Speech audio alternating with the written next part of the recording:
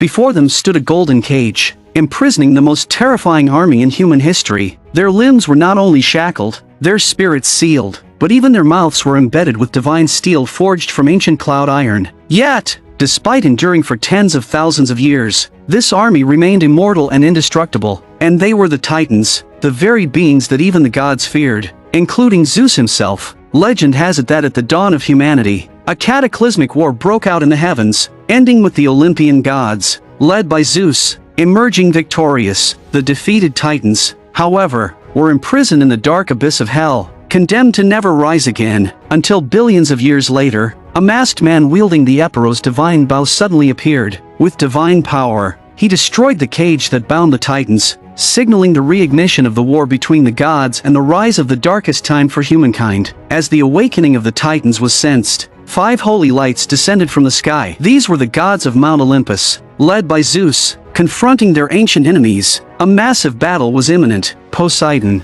the god of the sea, led the charge with his trident, striking with the power of thunder, instantly defeating the sun before him. Zeus, the king of the gods, effortlessly wielded his weapon, dismantling his opponents with ease as they charged at him. Athena, the goddess of wisdom, showcased her formidable power as she fiercely swung her scimitar, cutting down the Titans in her path. However, even with such extraordinary power, they could not withstand the relentless assault of the Titans. Even Poseidon, the sea god, was suppressed and unable to resist, and Athena was gravely injured, pinned to the wall by her own scimitar. Seeing the Titans' unstoppable momentum, Zeus was forced to make a difficult decision. Using his supreme divine power, he forcibly snapped the statues that supported the mountain, causing the entire mountain to begin collapsing. At the last moment, Zeus returned to the heavens, carrying the nearly lifeless Athena. Saint Phaedra awoke in deep fear, realizing that the scenes she had just witnessed were the future she had foreseen, and the one who released the Titans was none other than the current king, Hyperion. Once, he too had been a devout believer, but when his wife and child succumbed to illness, the gods he had worshipped chose to remain silent. This shattered Hyperion's faith, and he swore to find the Eperos divine bow left behind by the gods and release the imprisoned Titans, so that the gods could experience the taste of despair. Phaedra, who possessed the ability to foresee the future, became key to locating the divine bow. However, by the time the king reached the temple, Phaedra had already escaped. In his fury, Hyperion ruthlessly doused the priest in lamp oil and set him on fire, burning him alive. He then ravaged all of Greece. Those who refused to reveal the prophet's whereabouts were thrown into the copper oil pits, where they were roasted alive. Those soldiers who surrendered, once they lost their use, were also brutally stripped of their lives. Soon, the king's army massacred another village. As the king's soldiers were about to kill his mother, a man named Theseus rushed out, recklessly charging toward them. With the strength to face 1,000 enemies, Theseus swiftly took down several soldiers, then used his spear to save his mother at the critical moment. But outnumbered, Theseus was captured, and in the end, he could only watch as his mother was killed by King Hyperion himself. The soldiers intended to execute Theseus, but the king stopped them. Rather than killing or slaughtering villages, he preferred to torture and enslave. Thus, Theseus and the other captured villagers were sent to the mines as forced laborers. The tragic fate of Theseus and the brutality of King Hyperion were witnessed by the gods of Mount Olympus. Upon hearing that the king was slaughtering all pregnant women because of his own loss, the gods were filled with fury, but due to the rules of the divine realm, they could not intervene in human affairs. At that moment, Zeus approached,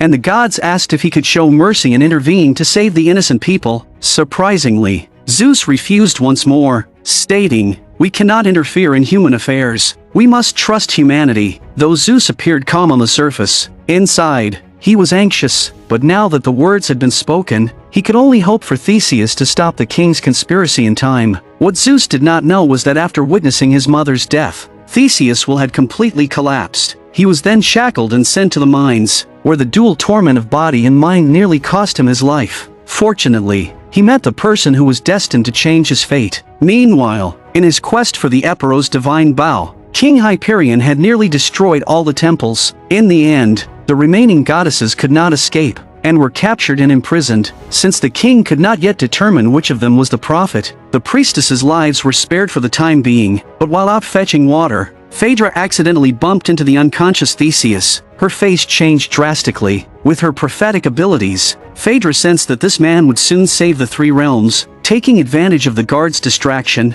Phaedra approached Theseus, fed him some water, and encouraged him to stay strong and survive. As night fell, the other three goddesses asked Phaedra if she had foreseen anything. Phaedra replied that she had encountered the one spoken of in prophecy. As planned, the priestesses began reciting sacred verses. Hearing the noise, the guards were overcome by lust and prepared to assault the pure priestesses. Fortunately, the priestesses were well prepared and successfully killed the guards. For the future of Greece, the three goddesses chose to stay behind to delay the soldiers, allowing Phaedra and Theseus to escape. Soon, news of their escape reached King Hyperion. The soldiers rushed to stop them, capturing the three priestesses who had yet to flee. But under the king's interrogation, the three insisted that they were the prophet and refused to reveal the location of the Eperos divine bow. At that moment, a soldier informed the king that one of the priestesses had escaped. Connecting the dots from the three women's statements, the king immediately realized that the one who had fled was the prophet. Furious at missing the location of the divine bow, the king killed the soldier who had failed him with a spear. He then dispatched his most trusted subordinate,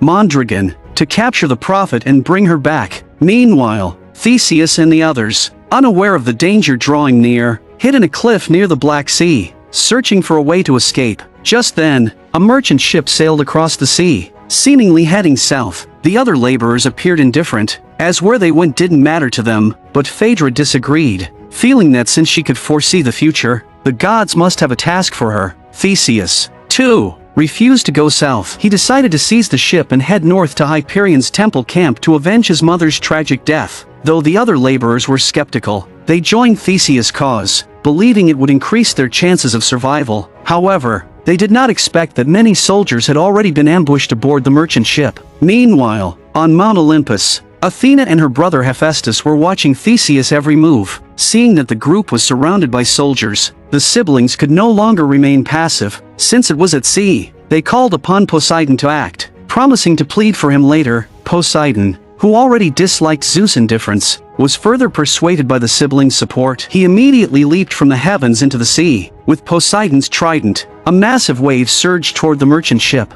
Phaedra, having sensed the danger, quickly pulled the others into a cave along the cliff. The Black Sea's surface was covered in oil, and though they fled quickly, they managed to escape with their lives. Though they were covered in grime, sticking to the principle of ladies first, the men waited until Phaedra was cleaned up before attending to themselves. Theseus, originally a staunch atheist, had his beliefs changed after witnessing Phaedra's prophetic abilities. The merchant ship was destroyed by the wave. And now, Theseus didn't know what to do next. He asked Phaedra, "Have you seen anything else to help us move forward?" Phaedra thought for a moment and replied, "I saw you holding the divine bow and submitting to Hyperion." Theseus claimed that this could never be, because he had killed his own mother. Phaedra told him he should first personally bury his mother. Phaedra's words made Theseus feel deeply guilty. After hearing her, he followed her advice, returned to the village to bury his mother, and placed her body in the temple. Unexpectedly, at that moment, Theseus noticed something strange about a stone nearby. He fetched tools to break it open and was amazed to find the legendary bow of Ephesus hidden inside. Just as Theseus was about to take hold of the bow and test the strength of the beast sent by King Hyperion, the creature appeared and ambushed him. The beast, standing over 2 meters tall, wielded a massive club, and before Theseus could react, his arm was slashed with several deep cuts, and he was then slammed into a wall. Theseus decided to counterattack. He picked up a fallen kitchen knife and aimed for the beast's knee, striking downward. However, the beast's tough skin and thick flesh made Theseus' attack ineffective, only angering the creature further. Fortunately, Theseus was determined and, in the end, using his perseverance and intelligence, he successfully killed the beast and severed its head. Just as Theseus was catching his breath, Phaedra and the others, waiting outside the temple, were ambushed by soldiers under the king's command. Outnumbered, Phaedra was quickly captured. In a moment of crisis, Theseus arrived and quickly drew the bow to shoot. Despite not having a sword, the bow transformed into a glowing arrow at his command. The power of the arrow was so immense that even from hundreds of meters away, it successfully killed the target soldier. Thanks to this heroic rescue, and after spending so much time together, Theseus won Phaedra's heart. That night, the two kissed. Phaedra lost her virginity, which meant she no longer possessed the ability to prophesize the future. The next morning, they gathered again, ready to continue their journey to the temple where King Hyperion resided. They hurried on, and meanwhile, King Hyperion wasn't idle. He had arrived at the foot of Tartarus Mountain, the last line of defense for the Greeks. The king's ultimate goal was to dominate all of Greece and release the imprisoned Titans. Seeing the fortress-like defenses being built, a traitor soldier kindly warned that the Greek defense was impregnable, but the king dismissed it, confident that his army was invincible. Meanwhile, Theseus and his group, traveling north, finally arrived at the temple where the king had previously stationed his forces, only to find that the army had already moved out, heading toward Tartarus Mountain. As they were about to leave, they suddenly heard a strange noise. The priest among them became agitated and rushed into the temple, attempting to push over an iron bull statue standing in the courtyard. Phaedra and the others soon arrived, and as the noise grew clearer, her emotions began to break down. When the iron bull was toppled and opened, they discovered 3 captured priestesses inside. Even in their final moments, they repeatedly spoke the words, "I am the prophet." The fate of the sisters caused Phaedra great pain. Theseus realized that the king's army had not fully retreated and seemed to be waiting for them to walk into a trap. However, the priest, now losing his composure, picked up a knife from the ground and rushed out. Just as Theseus had expected, it was all a trap set by King Hyperion. After they walked right into the trap, Mondragon, a soldier hiding in the shadows, appeared with an army of soldiers. Outnumbered, Theseus had his bow knocked away and stolen. Just as he was about to meet his end, the god of fire, Hephaestus, and his sister, Athena, could no longer sit idly by, and they appeared on Earth to join the battle. After Hephaestus dealt with the soldiers, Athena also appeared. She brought magical horses to Theseus and the others, enabling them to travel at the fastest speed to Tartarus Mountain. Otherwise, if the king obtained the divine bow and released the Titans, it would be too late. As soon as she finished speaking,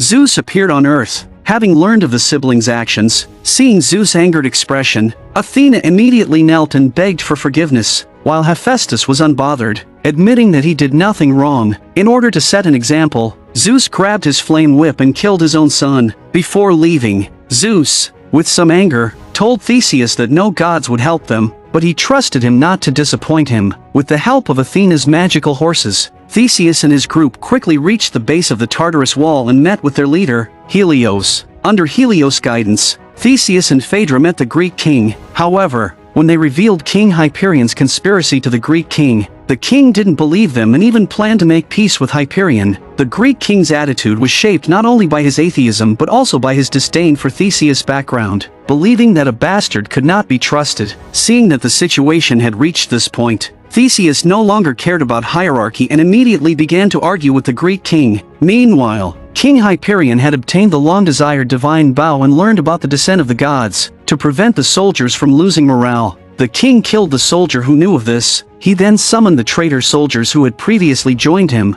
and from them, he learned of Theseus' origins. Having come from a peasant background himself, the king knew that the Greek king would never accept an illegitimate son born from rape. Thus, King Hyperion decided to use tactics to force Theseus to join his ranks. That night, he sent an emissary with an olive branch to talk to Theseus. Thinking of Phaedra's prophecy, Theseus knew some things were unavoidable, so he agreed to meet with the emissary of King Hyperion. The emissary wasted no time and immediately conveyed the king's desire to recruit Theseus. Theseus asked if the king knew that he had killed his mother. After hearing Theseus' words, the emissary removed his mask, revealing himself to be King Hyperion. The murderer of his mother stood before him, and Theseus eagerly wanted to seek revenge. But the king had already prepared for this. Any movement from Theseus would lead to soldiers drawing their arrows. The king then began to persuade Theseus, telling him that if he joined his army, he would hold a position second only to the king. History would be written by the victors, and the king promised to immortalize Theseus' name.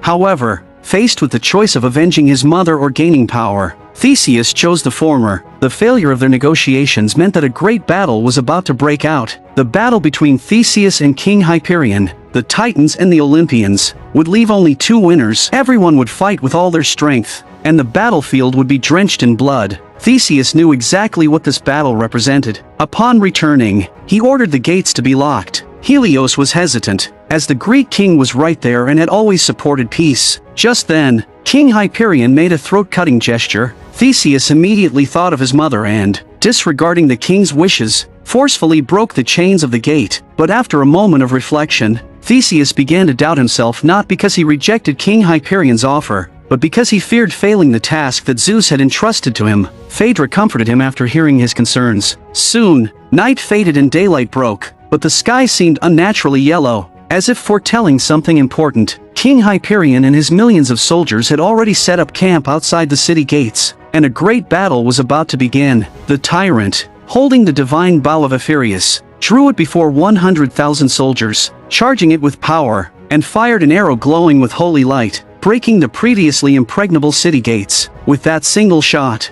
the courage of the Greek soldiers, who had only just gathered their strength, shattered. They panicked and began retreating. Seeing the advancing enemy forces, the Greek soldiers dropped their shields and swords, preparing to surrender. Realizing that defeat was inevitable, Theseus stepped forward to rally their spirits, but the soldiers seemed uninterested in his words. However, through Theseus' relentless encouragement, the Greek soldiers' resolve was reignited. They picked up the weapons lying on the ground and prepared to fight. Outside the city, King Hyperion saw his opportunity and ordered his forces to launch a full-scale assault. Millions of soldiers surged toward the breach in the city wall. Theseus led the charge, fighting fiercely in the narrow alleyways with the enemy. The soldiers clashed in a brutal battle, and although outnumbered, the Greek soldiers fought with fierce determination. They vowed to defend their country's last line of defense with their shields and blood. However, King Hyperion did not join the battle. Instead, he seized the opportunity to behead the Greek king and then rushed to the temple holding the Titans. There, he once again drew the divine bow of Apherius. The temple soon collapsed, and the Titans, imprisoned for millennia, realized they were about to be freed. Hearing the explosion,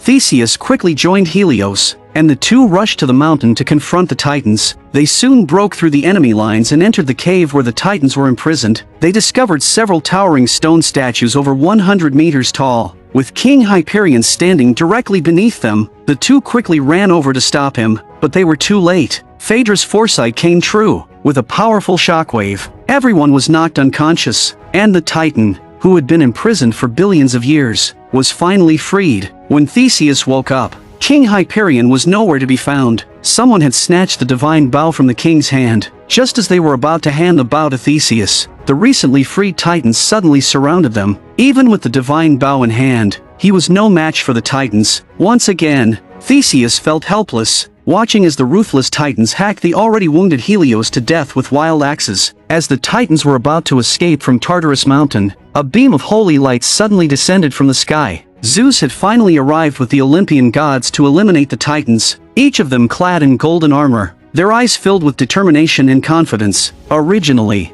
the gods were not allowed to interfere with human affairs, but from the moment the Titans were freed, this battle was no longer a human affair. One person tried to take the divine bow, but Zeus swung his hammer, smashing the bow into the stone to seal it. Then, he ordered Theseus to deal with King Hyperion. While the Titans would be judged here, the gods scattered, and the two divine races began a fierce battle once again. The speed of the gods was clearly several times faster than the Titans, with dazzling moves that were deadly and precise. Theseus, following Zeus's command, sought out and killed King Hyperion, but as soon as he exited the temple, the king, lying in ambush outside, launched a surprise attack. Still stunned by the shockwave, Theseus didn't react in time and was stabbed in the abdomen by the king's dagger. Meanwhile, the battle in the cave was also intense. Although the gods fought valiantly under Zeus's leadership, the Titans outnumbered them. Facing the continuously emerging Titans from underground, the outnumbered gods were killed one after another. At the same time,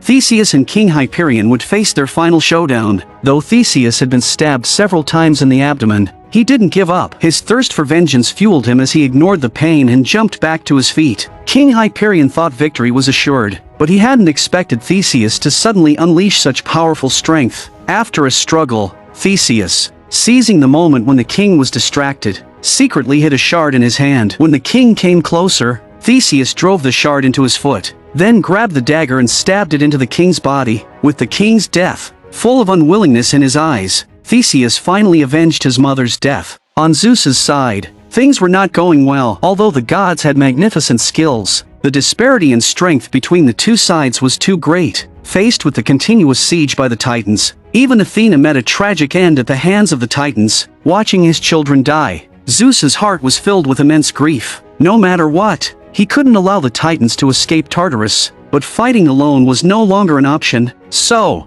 Zeus played his last card. He went to the top of the prison and pulled out 2 chains connected to the mountain, preparing to seal the Titans once more. The massive tremor soon attracted the attention of both sides in battle. At this point, both sides had no concern for victory or defeat and scattered to flee. Just before Tartarus Mountain collapsed, Zeus carried his deceased daughter Athena and returned to the divine realm, but he didn't forget the severely wounded Theseus. After the war ended, Theseus's salvation of the human world was immortalized in the sculptures of the temple. Going to the divine realm meant the death of the mortal body, but to ensure Theseus's bloodline continued, Zeus gave him a gift. Soon after, Phaedra gave birth to a son and named him Achamas. Achamas inherited his mother's gift, able to foresee the future by touch. Looking at the huge sculpture in front of him, Achamas reached out and touched it. He soon saw a terrifying vision of an even more brutal war in the near future. At that moment, a voice came from beside him, none other than Zeus, who had disguised himself as an old man to guide Theseus for many years. Theseus's task was complete, but Achamas's had just begun.